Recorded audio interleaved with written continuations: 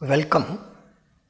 Krishnamacharya was unique in many ways as a master of yoga, as a teacher, as an Ayurvedic physician, and as a scholar. In the West, Krishnamacharya is mostly known for his contribution to the revival of the more physically oriented disciplines and practices of Hatha Yoga. Therefore, he is often referred to as the father of modern yoga. The notion that Krishnamacharya practiced and taught yoga that was somehow new or modern is primarily due to the many distortions or misunderstandings about the link between the physical practices of Hatha Yoga and the meditational practices of Raja Yoga.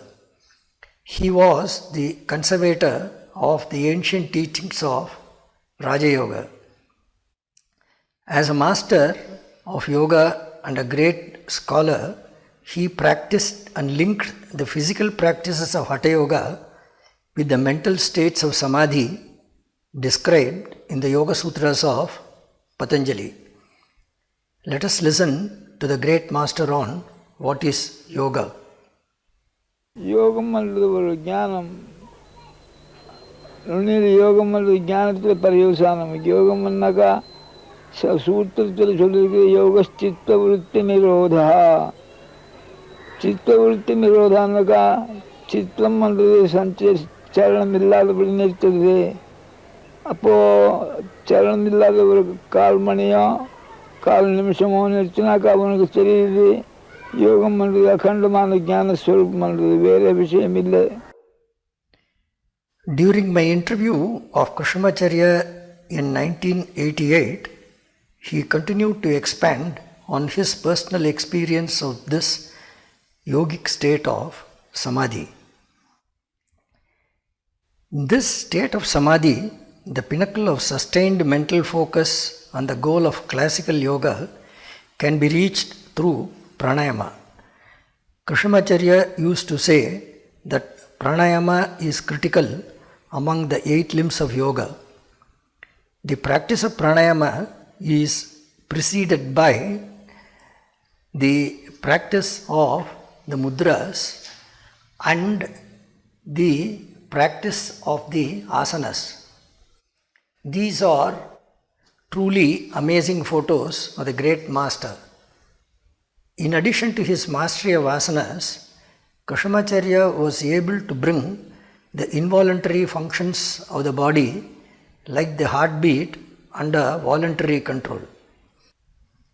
He was not only a master of yoga but also had titles equivalent to doctoral degrees in all the 6 Vedic darshanas.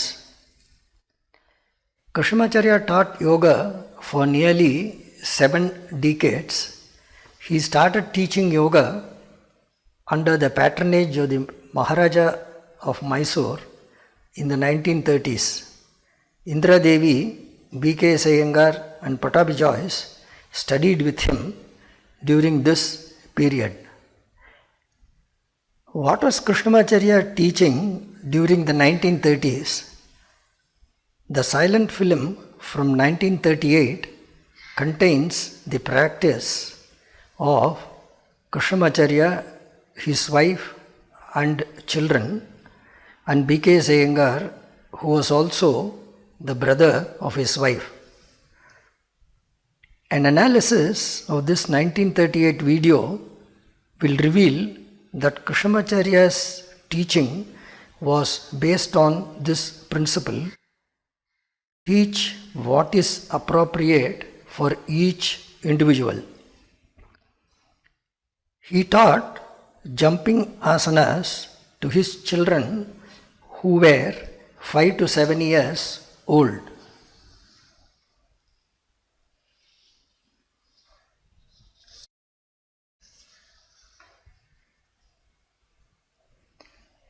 In an interview, B.K. Iyengar recalled that Krishnamacharya taught vigorous jumping movements to him.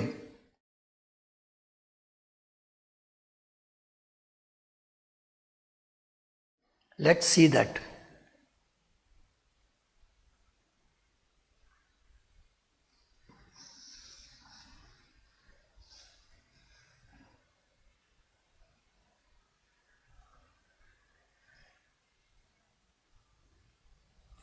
The Acharya taught differently to his wife to strengthen the organs in the lower abdomen. Although his wife and Iyengar were almost the same age, Krishnamacharya taught them very differently.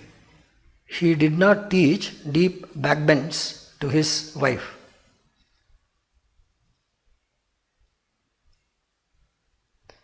Now watch the practice of Krishnamacharya when he was 50 years old. Although it appears as if he is doing just headstand, he was actually practicing the Viparita Karani Mudra, which involves long, deep breathing and suspension of breath and bandhas with mental focus.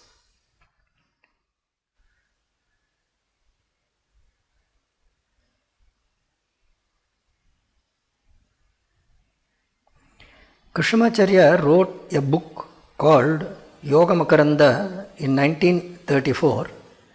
Part 1 of this book was published by the then Maharaja of Mysore. Part 2 was not published. This is the file cover of the original typewritten manuscript of Part 2.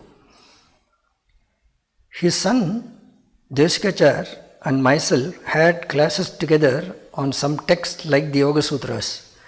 During the 1970s, we reflected on and attempted to edit this manuscript, but its publication did not come to fruition. In Yoga Makaranda Part 2, the Acharya not only details the methodology for each asana, but also cautions against the use of force in the practice of asana. Currently, there are several misconceptions and confusions regarding the teaching of the Acharya. There is a notion, for instance, that he was innovating his teachings over a period of time. He did not.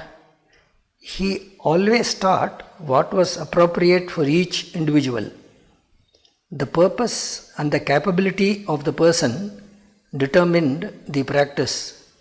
He always designed the practice depending on the person and the purpose.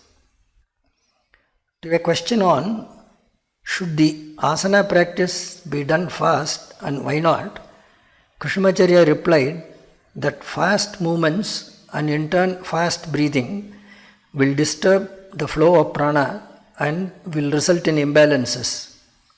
Slow movements with long inhale and exhale will help with proper prana flow and mental focus. His personal practice was always with deep breathing and mental focus. Observe the position of his head, the lower abdomen, and his mental focus.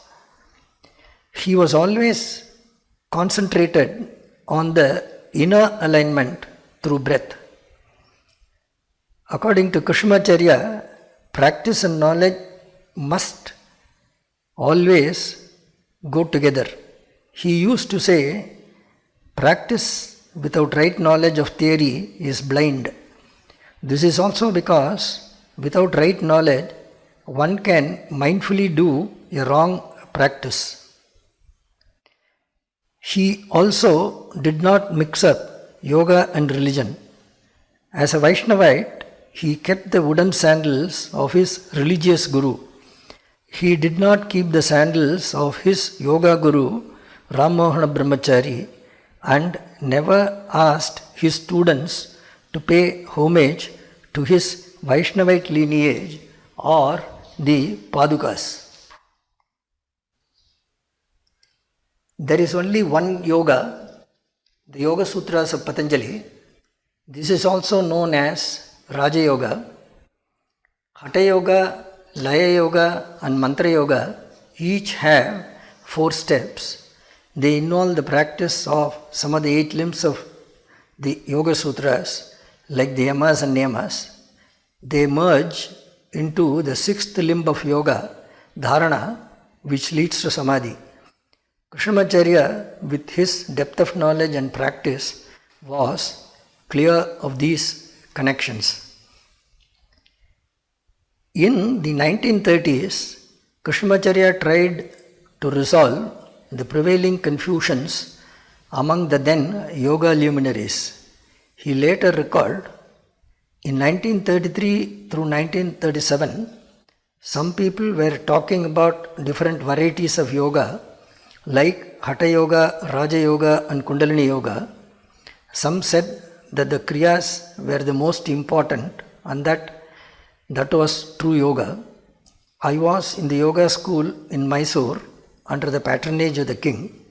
I wrote letters to the well-known yoga teachers like Paramahamsa Yogananda, Kuvalayananda and Yogindra, saying that we should have a meeting and resolve such confusion. Eventually, however, no meeting took place and nothing came out of the correspondence. Currently, the confusions have become manifold with the addition of brands, labels, traditions and lineages. The goal of the physical practices of Hatha Yoga is to lead to the mental states of Samadhi described in the Yoga Sutras. Absence of knowledge of the connections and the practice has resulted in many confusions and distortions. The discernment that Krishnamacharya spoke of so many decades ago is even more important now.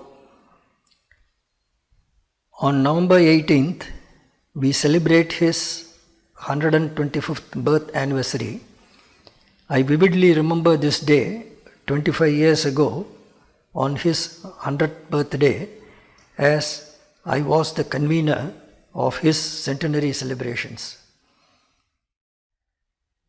Krishnamacharya would have been extremely happy that his tireless perseverance in propagating yoga has resulted in millions of people now practicing yoga around the world. He would want all of us to carry on the ancient and authentic teachings of yoga as they have been conveyed to us by the sages. Let the message not be lost. Thank you.